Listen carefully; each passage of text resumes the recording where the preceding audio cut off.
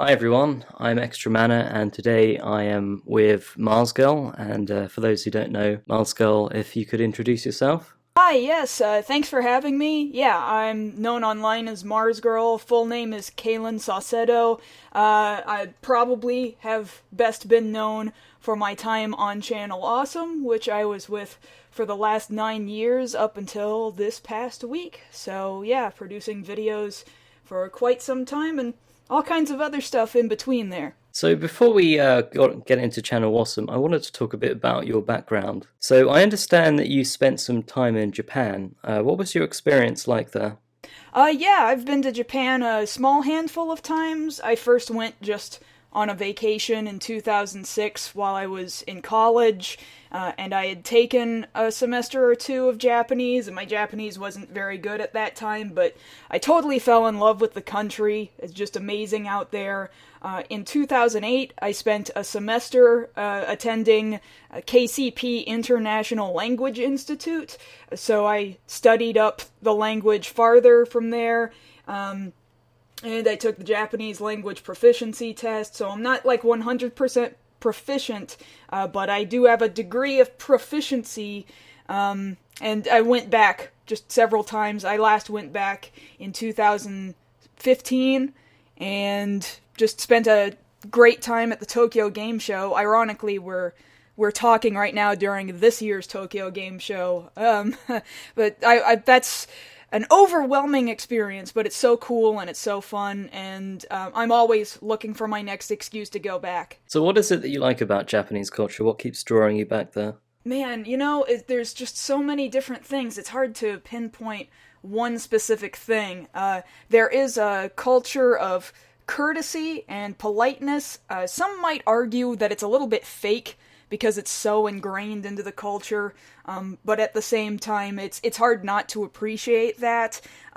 From airport experiences to restaurant experiences, there's just a cleanliness and a politeness, and people genuinely seem to want to help you, even if sometimes it seems like they only want to help you because you look like a foreigner and they think that you need help, which can be funny, but at the same time, like, why would you get mad at that? They're just trying to be nice.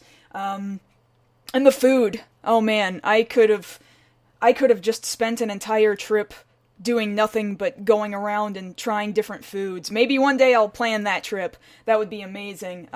Man, I could just go on and on. It's a different culture. It's unique, and it's something that I really appreciate as someone who would like to learn more about cultures that are not like mine. So you've gone to a lot of conventions over a lot of years. There's lots and lots of different videos of conventions. What drew you to the convention scene, and what made you want to get involved with all of that? It's kind of interesting because initially, because American con culture is very much steeped in, there's a big anime con culture, and for a long time I really hated anime. I really really did, and it wasn't really until high school that I started to actually realize, no, there's merit to an anime narrative, and I had other friends of mine that started going to anime conventions before I did, and they just came back telling me all these amazing stories, like, oh my god, it was so fun, we got to see these voice actors, and there were tons of cool costumes and stuff, and I thought, okay, this is a really weird thing that I don't really know how to get into, so what I'll do is I'll spend my money from the very first job that I ever got. I would spend money and just get a camcorder, and I'll walk around and I'll film it, and I'll share my experiences with people because I can't be the only person who doesn't understand what the con experience really is like. And when I went, I found that I had just such a fun time, and I was such a closed up person before the convention experience. And I found I was able to break out of my shell and really start talking to other people. I didn't realize there were so many other people that existed out in reality that actually shared my interests in really specific topics. So yeah, why not keep going? After a little while, you do start to feel a little bit of burnout, so you have to start jumping into other kinds of conventions. So, like, I recently went to G-Fest, which is the Godzilla festival. It's specifically for Godzilla and other giant Japanese monsters and stuff, and then you start going to comic book conventions, and you make jumps to different topics to kind of keep it fresh. That's the only way you can keep it fresh after more than a decade and a half of attending conventions. So has there been any favorite conventions that you've gone to? Oh, favorites. G-Fest was its own unique flavor of really American-type fans who really like these Japanese movies, and yet the cultures kind of don't mix that much. They're really more monster movie fans than they are Japanese culture fans, which is just such a wildly different experience from going to an anime con. As far as anime cons are concerned, though, oh man, I don't know. I haven't been to a really good one in a really long time. Anime Expo is out here where I moved to in Los Angeles, and I haven't attended it in a couple of years, but it felt like a really big version of any other kind of convention that I had been to before, but some people think that it's really way too business-oriented at this point, and I can kind of understand that. Man, I've been to so many, to say that I had a favorite, Con Bravo in Canada was really nice to me, though. That was one of the most, that goes into stereotyping, just how nice and polite the Canadians are, but man, they did it. They proved how nice they were to me, and how nice they really can be, and then they just treated me really solid, really golden. I really appreciated that. So you've made videos about Tokusatsu. Can you tell us what is that, and how did you first get into it? Okay, so Tokusatsu, it's a Japanese word that really is just a shortening for a term that means special effects filming. So, really any sort of special effects show or movie could be considered Tokusatsu. From the Japanese point of view, that's going to be like Godzilla, Super Sentai, or we'll call it Power Rangers over here in the West. Kamen Rider is another super popular Tokusatsu franchise. Those are ones that are going to be really... And Ultraman. Ultraman is also fairly well known in the West.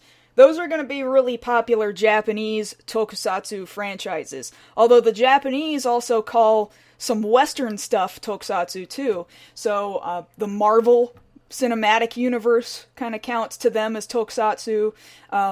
Doctor Who would count as Tokusatsu, but I think when a Westerner is talking about Tokusatsu, they probably mean Super Sentai, Kamen Rider, Godzilla, that sort of stuff. So you've also been involved in live streaming. What was it that made you want to start streaming online? Because you started that like a long time ago when it wasn't anywhere near as big as it is now. Yeah, that's true, and I didn't quite stick with it, maybe in the manner in which I should have, and it really got away from me, but it really kind of started with, I had a roommate many years ago who said, you know what would be great motivation for me to finish some of these games? Would be for me to share my gameplay experience with a whole bunch of other people. So he started setting up a live stream just for his friends to watch, and I thought, okay, well maybe having other people watch me finish my games, I've got such a huge backlog of games, that would be really fun too. It would be good motivation. You know, I don't do it to achieve some sort of live stream fame or popularity or anything. I just have so many video games that I haven't finished that occasionally getting advice, not really the same thing as backseat gaming, but if I get stuck on something, I can ask somebody, hey, does anybody in here know what I should be doing here? I'm okay if you tell me right now. Or to have this motivation of, oh man, is she going to be able to beat this boss? That's really fun too. And then occasionally I would also do streams, for example, on Halloween. I did a couple of Halloween streams, just sharing old Halloween-themed cartoons, and having myself and a couple other guests come in and dress up in costume and stuff. Live streaming is a really fun, interactive way to interact with the audience that I already have. It's just fun, and it's good motivation. So do you see it as a way to kind of build a community around, or? Oh yeah, any interactive way to interact with an audience that I already have, so that includes live streaming. I've kind of tried to embrace Instagram a little bit. I'm not super comfortable with Instagram, and Snapchat I don't use like at all, but streaming is a very direct, very immediate way to begin interacting with people, starting a community. I've got a small, not very lively Discord chat that kind of tied into it. My community has always remained kind of small, and I'm kind of okay with that, and I feel like I'm personally getting to know quite a few of the people that show up, and they tell me about their lives, and I ask them more questions about their lives, and it is kind of a nice community that we've built up. So, speaking of Channel Awesome, what made you decide to leave the site after being with them for 9 years? This was... It was and was not a difficult decision, because this has been something I've been contemplating for years. Like years, this has been in the back of my head that I haven't necessarily wanted to be with them anymore. But the reason why I hadn't years ago, I'm going to say I had my first real inklings back after Too Boldly Flee was released. So that was like 5 years ago. And the reason why I didn't was because I've got a manager through this organization called Tainted Reality. And Tainted Reality used to... they used to bring Japanese bands on tours throughout the United States. And that included at anime conventions, and so my friend who runs Tainted Reality wanted to try taking a shot at managing internet personalities. So he asked me, because he's my friend, and I said, okay, why not? So he helps me get convention appearances from time to time. And I had been wanting to leave for years, and he just said, no, now's not a good time. Your name being attached to Channel Awesome is still getting you business.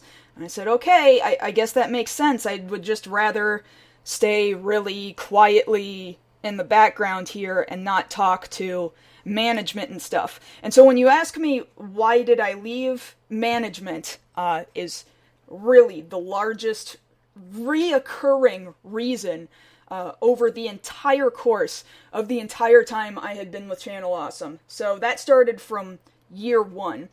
Man, I could tell so many stories. For starters, everything is gonna tie back to Mike Machad, essentially. I think there's still, maybe not as much as there used to be, there's still a common misconception that Doug and Rob Walker have more control over the site than they do, and Rob has moved into a management position, but Mike Machad, he's the dude at the very top, so he and I got into some tiffs year one. There was miscommunication about a video that I was releasing. I was explaining to him, yeah, this video that I want to do, it's kind of like a history of animation. And so when he eventually released my video, he titled it A History of Animation, and that wasn't the title of the video, and a whole bunch of people got really confused and really upset, and they got mad at me that I was trying to call this video A History of Animation. And I had to go back and publicly say to people, no, that's not what it was. There was a miscommunication. I hope it won't happen again. And Mike Machad would hit me up over Skype and say, he just was furious with me that I would insinuate that he didn't do his job right, and demanded that I not speak of it again, or not speak in that way of him again. And I didn't think I was even especially aggressive or accusatory. I just thought there was a miscommunication, and it might have been from my end. Very, very easily it could have been from my end. And back then, when he would get mad at me, I would kind of cower back. You know, I was 22, I was pretty young, and I kind of let him roll over me. And I'd say, okay, I'm sorry, maybe I'm not meant for Channel Awesome, I don't know what to do. And then he'd be like, okay, just don't let it happen again. But this would be stuff that would come up all the time, or he would be mad that I would talk to people over at Screw Attack, or that I wanted to attend the Screw Attack gaming convention, because he saw Screw Attack as a rival to Channel Awesome back in that time, and so he was real upset that I wanted to attend this event. My understanding too, so this is hearsay, let this be known that this is hearsay, but Noah Spoonie also attended the Screw Attack Gaming Convention, and what he had told me at the time was that Mashad was also kind of mad that Spoonie went to the Screw Attack Gaming Convention too. So realize that is me hearing from him that is what he has said about Mashad, and that is not directly something that I heard him say, that I heard the two of them say between each other, just so that that's out there. Most recently when they schedule videos up out on the website, you know, it'll go up on the front page, and then it's supposed to hit social media. So it's supposed to hit Twitter, and it's supposed to hit Facebook. More and more frequently, my scheduled videos were not hitting social media. More often, it was not hitting Facebook. And on top of that, they were still mistitling my videos. So I would have something like, request review 5 centimeters per second. And I call it a request review because it came from a Patreon request.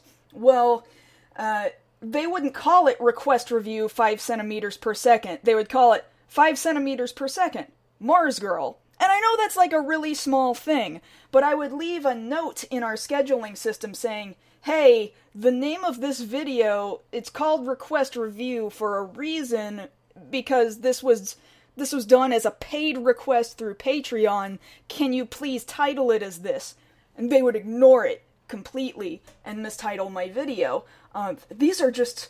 This was happening all the way up until the point where I left, and the miscommunication was just garbage. And the way that I was watching other contributors be treated, the way I was watching them get dropped with no communication, the way they always promised us that there would be an internal email system between all of us, that never happened. They always want you to be on Skype. I can't stand Skype. I don't like being on Skype. So if something happens and I'm not on Skype, then I totally am never in the know of when I'm supposed to know something. They have my phone number. They have multiple email addresses of mine. They don't use any of that to get in contact with me for anything. So there's this huge expectation for you to be on Skype 24/7, and I couldn't do it. I just couldn't do it. So these are just a few of the things. If I kept going, I'd be going forever. I would just be going on and on forever. That is the most recent thing, mostly the scheduling and the stuff not getting to social media and the mislabeling of my videos. And I specifically wanted to time it at some point that was really important to me. I thought, maybe I'll wait until my 10 years, and then I thought, no, I can't wait any longer than that. I thought, maybe I'll wait till I get to 10,000 subscribers, I'm almost there, and I thought, no, I can't wait any longer than that. This is, like, morally something I can't do. So I just decided, you know what, the 9-year anniversary, that's important enough to me, that's when I'll go. Do you still keep in touch with producers from Channel Awesome? Like, what was your relationship with the other people on the site? Oh yeah, I never had a single issue with any of the other Channel Awesome producers, personally, between us. I know some other producers can't necessarily the same thing, and so, in that regard, I feel super blessed. I don't regret, necessarily, my time with Channel Awesome. At all. I made fantastic friends that I'm gonna have for life. having known Noah, even though I realize that he has had some hard times, and he has publicly been very public with how hard his times have been, and he's been hard on people publicly, there has never been any point where he was cruel to me. In fact, he had been there for me at one point, at one particular convention, when I was being real sick, and he wanted to make sure that I was going to be okay. There's Allison, Obscurus Lupa, Movie Nights. She's been a fantastic friend to me. Lewis has just been nothing but a chill dude to everybody. There's like nobody that he's on a bad side with, and he has always tried to make sure that I've been okay. Yeah, I've definitely made friends that are going to last a lifetime, and I'm going to continue to talk with them. My leaving of Channel Awesome is purely a management reason that I can't abide by any longer. Right, so when you were with Channel Awesome during the filming of Kick-Ass here, what was that like? Was there still a lot of problems with management all the way back then, or what was the kind of feeling on set? I feel like the management of Kick-Assia, it was only so bad, you know? Again, the problem is Mashad, and so Doug and Rob, they like to think of themselves as filmmakers by this point, but they're really kinda not. You know, it's like anybody who says, I'm gonna make a short movie and I'm gonna put it on the internet. It went about as well as you would expect.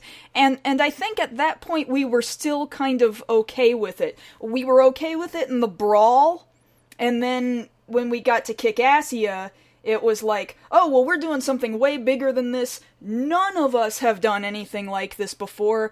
We expected it not to go nearly as smoothly as the filming of an actual, legitimate, professional film. So did it have problems? Oh, yeah.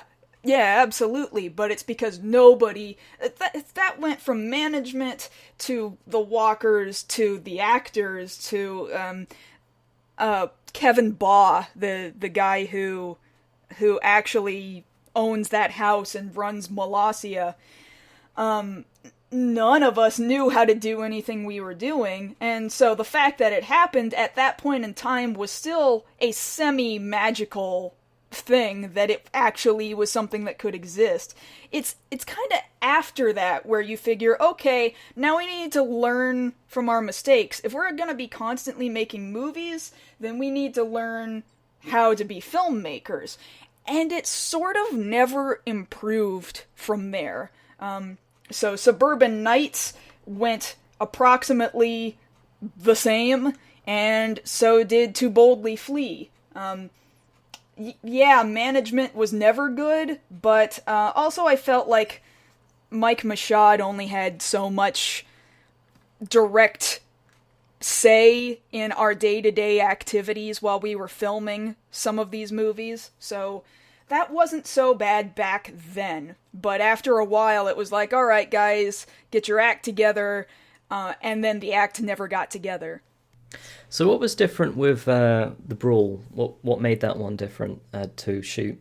So similarly, there was just this magical feeling back then. We were all high on this feeling that we can't believe we're all together in the same room. We don't really care that we're not getting paid. Like, that's not even the issue.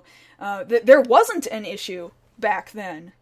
They paid us in flights and hotel, and we thought that was just fantastic. And we had seen all of these other producers online before in the past, and the fact that we got to actually sit down and talk with each other rather than just kind of communicating with each other via text or Skype or something like that, that was great. The filming took way too long, just hours and hours and hours for something that was so very small, but this, again, was something none of us had ever done before. Doug had, of course, done it with James Rolfe, the angry video game nerd, just solo, one-on-one, but never with a group this big. So you can really see from behind the scenes footage how happy we all were. We were all smiles that year. And as stuff got bigger and more convoluted and more difficult, that's when the smiles kind of started to disappear after the fact. So by the time you got to Suburban Nights, what was the feeling of producers by that point? By Suburban Nights, they started, of course, bringing in more producers. The site was getting bigger. Like, it was up at about its peak within that year and the next year. We were still feeling really good. It was really nice. Kevin Baugh, being in his house, his family was really nice to us. Like, he had no reason and no right to be that nice to all of us big, sweaty people taking up his entire living room. But he was so nice to us. It was incredible. It was a difficult experience, only in that, take for example all of the shooting that we might have done outside. In Nevada, it was actually really cold out there in the desert mountains, which would lead you to believe that, you know, we were going to be okay moving around and getting kind of warm, but it was also really sunny, and a lot of us ended up getting a little bit sunburned, so we were kind of miserable, but even through little stretches of misery, we still at that time felt like what we were doing was really fun, and we were really glad to see these people again that either we hadn't seen in a year, or some of them we had never met before because this was the first time they were getting cycled into a Channel Awesome production. So that was the first time it really felt hard, I think. But it was the kind of hard that felt rewarding at the end, which I can't say for productions that would come. So by the time you got to Boldly Flee, was that really the breaking point for everyone on set? I don't know about everyone, except for me. I think because you'll remember when To Boldly Flee dropped on the internet. That was when people realized that Doug was in fact retiring the Nostalgia Critic as a character, and in fact, when people watched it, they were like, is he going away? And then Doug had to make a video, yes, he's going away. Essentially, that's exactly how we found out. It's just that we found out earlier by reading the script. He didn't tell us either. So, by reading the script, I had to sit there. I remember specifically being in my hotel room with Jesu Otaku and with JewWario at the time, with Justin, and we were sitting and talking about the script, and we're like, guys, I'm pretty sure you need to realize he's going to retire the Nostalgia Critic character. What happens to us after that? And I remember the two of them going, kind of, well, I don't really know. I guess we'll have to cross that bridge when we come to it. But that filming experience, on top of knowing that this was going to be I knew for certain this was going to be a huge chapter in the Channel Awesome story, and it did end up being that way. But on top of that, the filming experience, I was a little heartbroken in some ways. Take, for example, I feel like I'm an easily forgettable person. That's just the way it is. I don't have the big subscriber count that a lot of other producers do, and that's fair. Like, the other producers have been doing a fantastic job maintaining their audience and maintaining a much better schedule than me, so that doesn't hurt. What hurts is the way I was treated on set. I frequently felt like the walkers forgot that I ever existed. And you know that this is true because in one of the parts of To Boldly Flee, there's a scene where everybody gets put to sleep. The entire crew of the house spaceship gets put to sleep, and I am not in that shot. And then the next shot where, in the next part of the movie, where everybody's supposed to wake up, I am in the shot with everybody waking up. So the reason why I'm not in that first shot, though, is because they radioed into the next room to call out, okay, we need, I don't know, I don't remember who was in that shot. We need Mickey, we need Film Brain, we need, I don't know, Noah or something. I don't know who all else was supposed to be in that shot. I can't rightly remember. So they radioed in everybody that they needed, but they didn't radio in my name. Then came the part where everybody's supposed to wake up, and I've got lines in that scene, and I say, hey, so I'm waking up, and I'm saying lines in this scene, but I wasn't in the scene here falling asleep in the first place, and I'm saying this to Rob, and Rob is like, really? You weren't down here? And I was like, yeah, I wasn't down here, and he just goes, oh well, plot hole, and laughs it off, and I kind of laughed along with him at the time, but it made me really sad because it just made me realize they've totally forgotten about me. And that was kind of the impression that I had gotten from the Walkers for a long time. That includes up until sometime within the last couple of years, the last year or so, Doug had done something with Don Bluth, and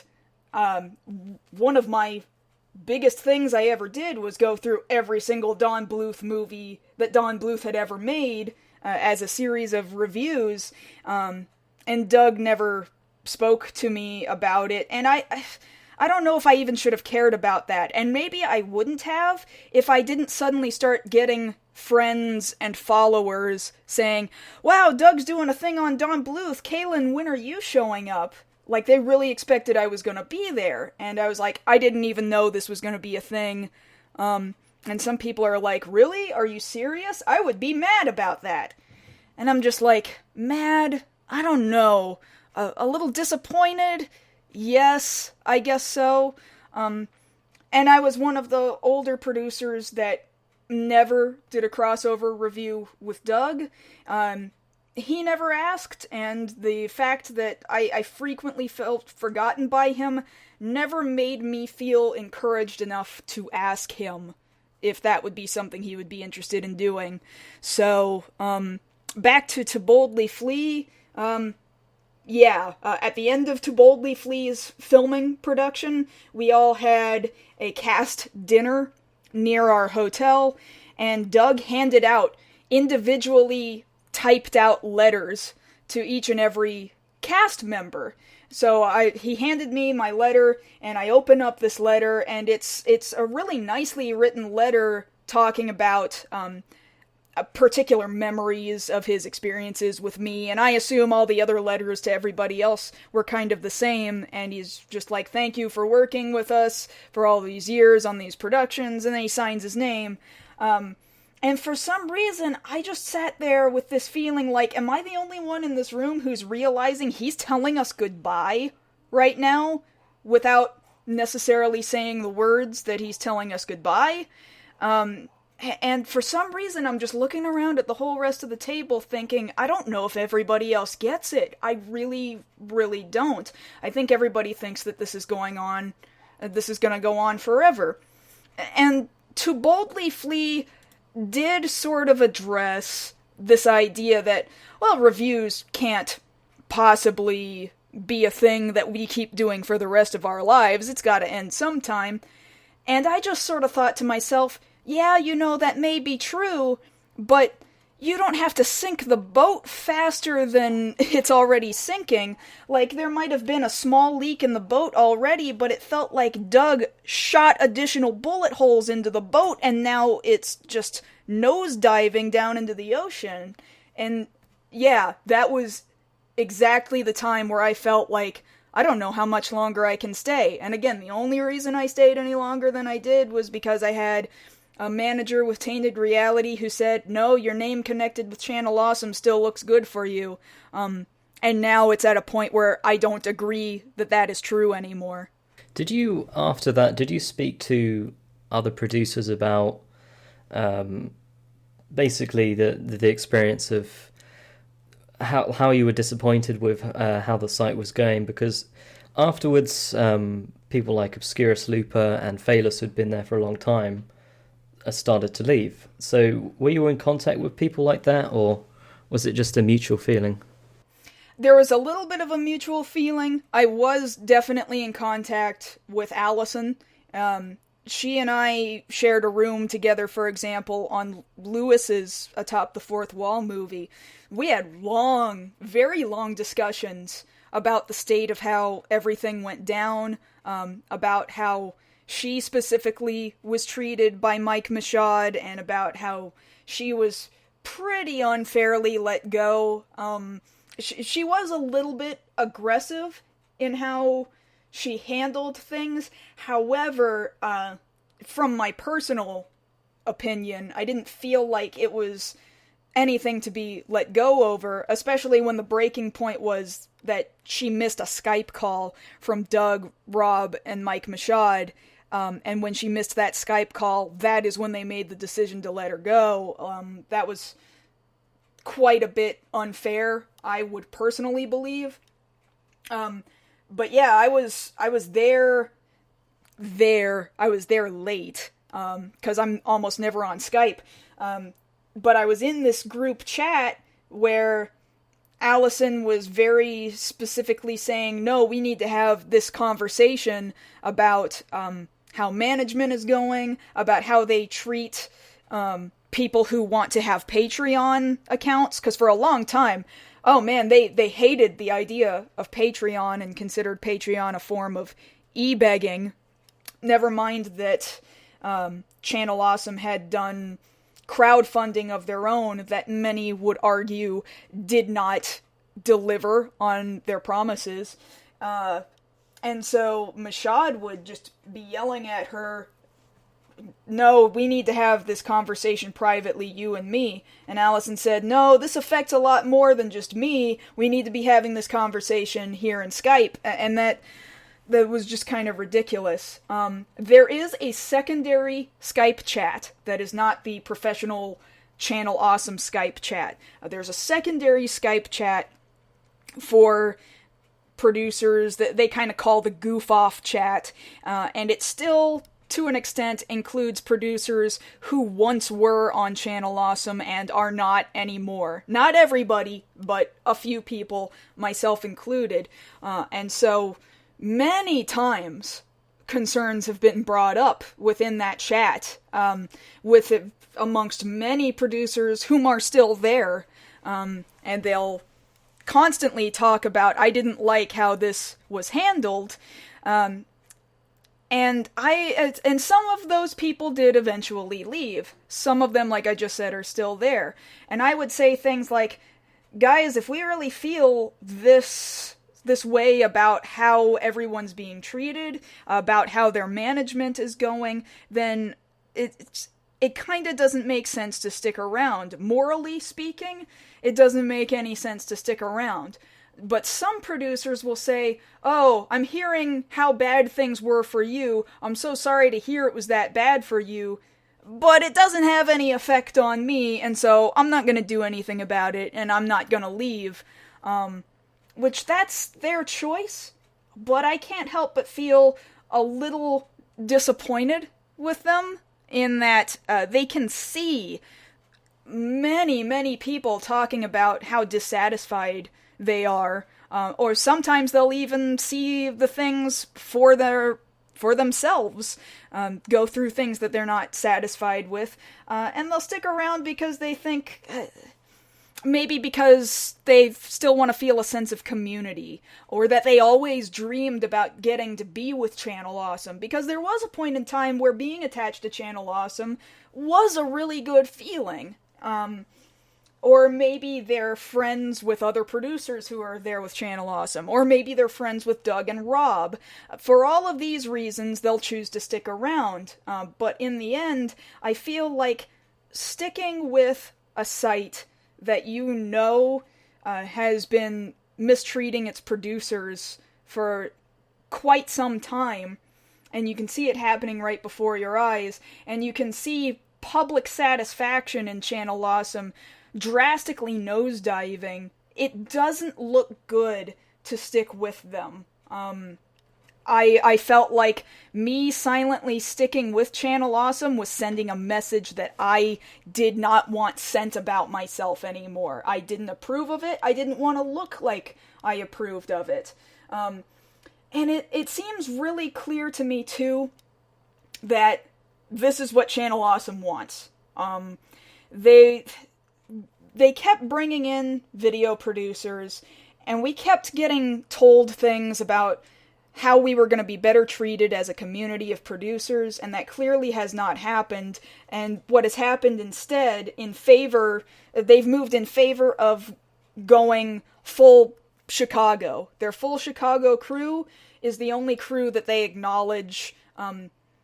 When they reached their 10-year anniversary of the Nostalgia Critic, for example, the only cast and crew that they acknowledged were the cast and crew in Chicago. Why? I guess because they're the only crew that gets paid. None of the other producers, none of us are on a legitimate contract.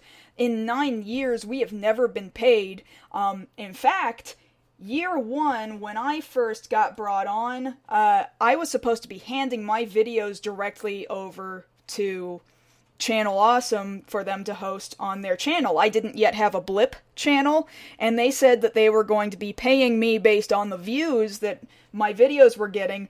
Never happened. They never paid me a single cent.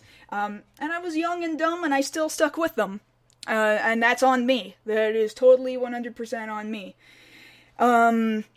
So what it seems really clear to me is happening, and some other producers kind of agree, but they haven't voiced it nearly as much as I have, is that it seems really obvious that they want all of us to quietly leave, to quietly remove our stuff off of the front page of Channel Awesome, so that all they will have left to worry about is their Chicago team and nobody else. Never mind the tenure or the views that some other producers might have given them over the years. Doesn't matter. They just want us all to quietly disappear. That's exactly what it has felt like for a really long time to me. It's funny that you mentioned the 10-year thing, because I was speaking to another producer. Don't think I can say who, but they said that they were basically sticking around to see if they were invited for the 10-year anniversary. And I think there's the people who are still there, I think that's probably a feeling that some of them or most of them might have, is that there's so many producers who have been instrumental and have been big in the films and growing the site and so on, but it definitely, like you say, it does seem like they don't want to kick anyone away, but they do kind of want to just replace them with, like you say, the Chicago team. Right. So people keep talking about, yeah, I hope I make it to this 10-year anniversary thing, and in the back of my head, I'm thinking, this is a thing that's not even going to happen. One producer did tell me, oh yeah, Doug is talking about it like it's a thing that he wants to do. But okay, well, now's the time. Now's the time to start cluing people in on whether or not a 10-year anniversary is happening. And we hadn't heard anything up until this point. As far as I'm aware, I've only been gone a week. So, yeah, I've just been hearing nothing. And it's like, why hold out? There is not the sense of community that there once was 5 or more years ago. And to try to hold out for 10 years is totally not worth it to me. Not in the slightest. I don't want to be associated with that community anymore. I mean, I want to be associated with the individual producers, but no, I morally cannot stand by Channel Awesome as a multi-channel network anymore. So, talking of working with Lewis, was it different working on? Was it a lot different working on the Atop the Fourth Wall movie with him than it was with earlier projects? In some ways, yes. Now realize he's also really not a filmmaker, so there were some ways where it was very similar.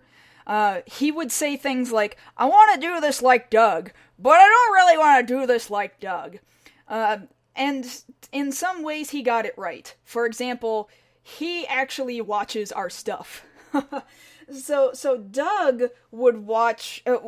Doug doesn't pay attention nearly as closely to the rest of the Channel Awesome producers, it seems. Because every time he would write me, he kept writing me as the anime person. And I had moved away from anime, trying to move into just regular, traditional animation, but he kept making me wear anime character costumes for different anime pieces that I had never even reviewed.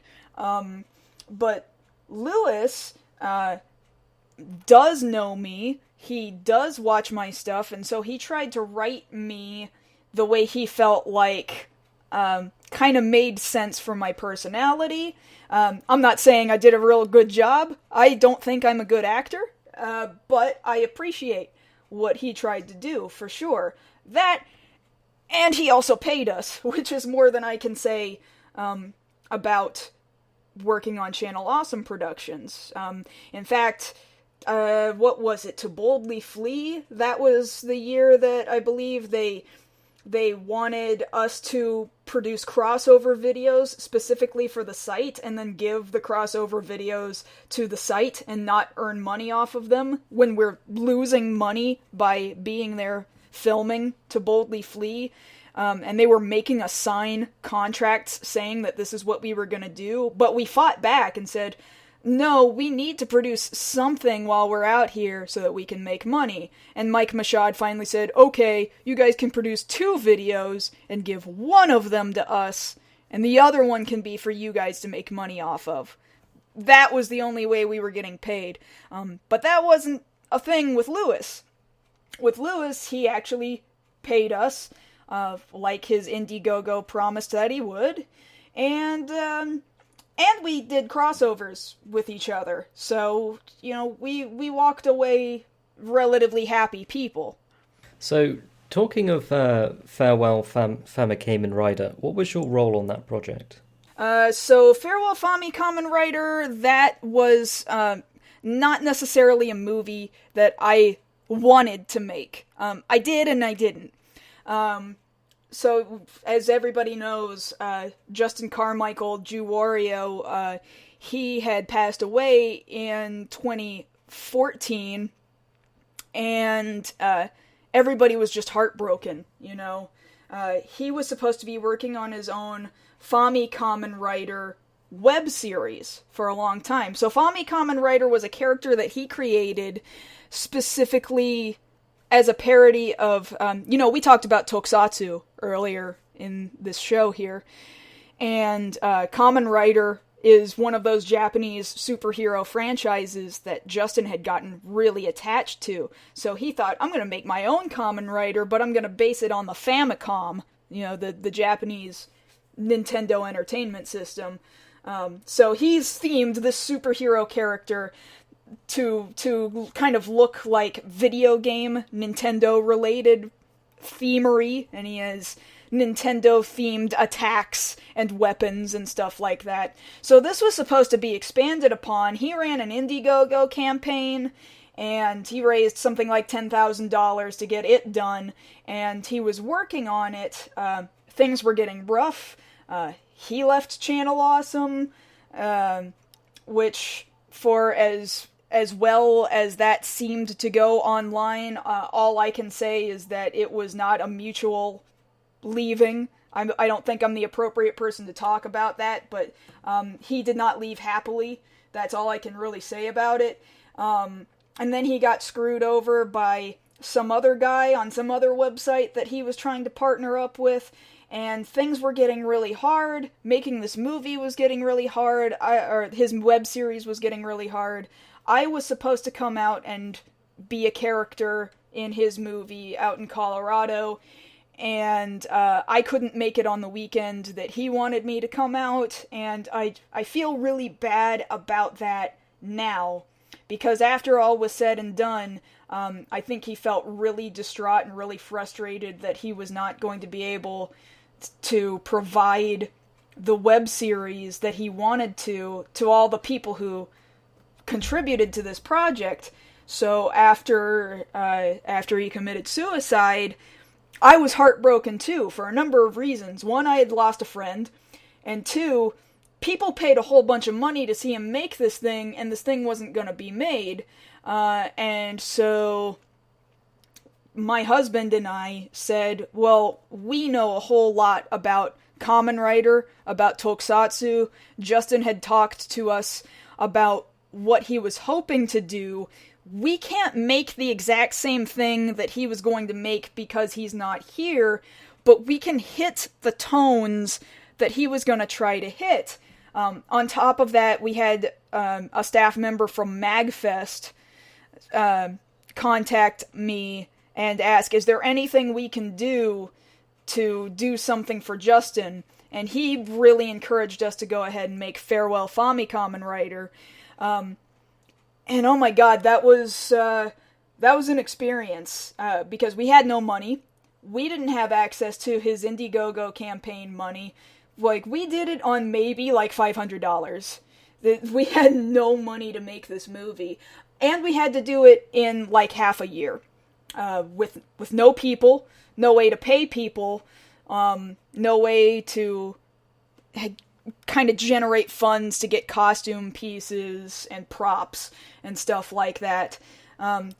If we had had the option, we would have filmed in Colorado the way that Justin was originally intending to, and that just sort of didn't happen. Didn't have the funds to do it. Justin had a stunt team that he wanted to work with. They're kind of a trick team, very American-style, free-running kind of trick team, which really isn't the same kind of stunt work that you see in a traditional Japanese kind of superhero show like that. But he was working with what he had, but we couldn't afford to work with them because we couldn't go out to Colorado. And Josh and I wrote up a treatment, and we wrote up a rough script, and we kept trying to send it to people, to read it, to be like, hey, give us some feedback, what can we change? And nobody was reading it, and nobody was getting back to us, and we had this deadline like, well, they want us to premiere this movie at MagFest, so I guess we gotta start filming this movie. And only after we started filming the movie did we get some feedback saying, hey, you've got some big ideas here, it could be really good, but there's no way this is getting made in time to reach MagFest 2015. And I thought, well, thanks for saying that, because we already got started, and I've already got another person who really wanted to be involved who's flying himself out to Texas to film with us. He's flying himself out on his own dime and putting himself up in his own hotel room on his own dime. The only reason why this movie actually got made was on the good graces of people who loved Justin Carmichael enough that they wanted to make sure that this thing got made. And by no means is our film a perfect film in any way, shape, or form. I almost hope one day there is a possibility of that movie getting remade, because it is by no means perfect. However, there is a sentiment in there that I will totally stand by, about sticking to the vision that my friend had before he passed away. And, for what it's worth, for what little we were working with, I am proud of what we were able to get out. That much I can say for sure. So what's next for you, in terms of videos or in terms of projects you're going to be working on?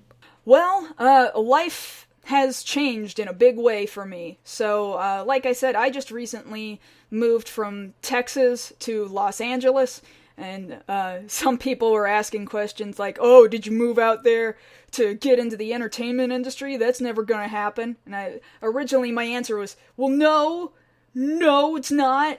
I mean, the reason why I left San Antonio to begin with was because I wasn't making money in San Antonio, and I've got family out here in California, and I started looking for work out here, and I got work out here. And originally that job was just doing inventory, scanning store items at, like, the mall, at, like, Old Navy to make sure that they have accurate inventory, but that kind of wasn't making money either, so I just started sending out applications all over the place, and before I knew it, I was, that same day, getting a call back from a company that does closed captioning work for all kinds of TV and movies and Netflix and stuff.